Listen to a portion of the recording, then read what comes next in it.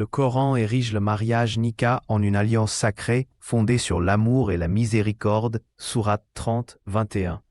Selon les enseignements islamiques, le contrat de mariage inclut le mahr, un don obligatoire de l'époux à l'épouse, symbolisant engagement et respect. Au XIIe siècle, dans les califats, cette cérémonie se déroulait souvent dans les mosquées, sous la guidance d'un imam.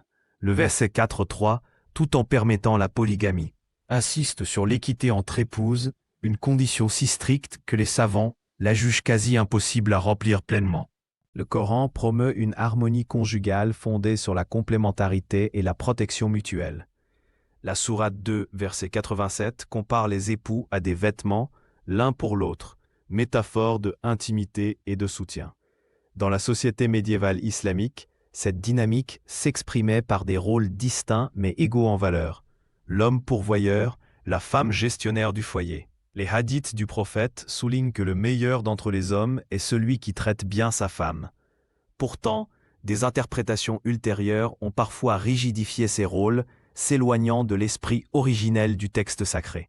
La sourate 66.6 ordonne aux parents de protéger leur famille du feu, sous-entendant un devoir d'éducation spirituelle. Dès le Moyen Âge, les foyers musulmans intégraient l'apprentissage du Coran dès l'enfance, mêlant récitation et éthique. Les mères jouaient un rôle clé dans cet enseignement, comme le montre l'histoire de Fatima al-Fihri, fondatrice de la plus ancienne université du monde Al-Qarawiyyin. Les jouets éducatifs, comme les cubes en bois avec lettres arabes, reflétaient cette approche holistique. Paradoxalement, certains hadiths attribués au prophète limitent l'instruction des filles, révélant des tensions entre textes sacrés et pratiques culturelles.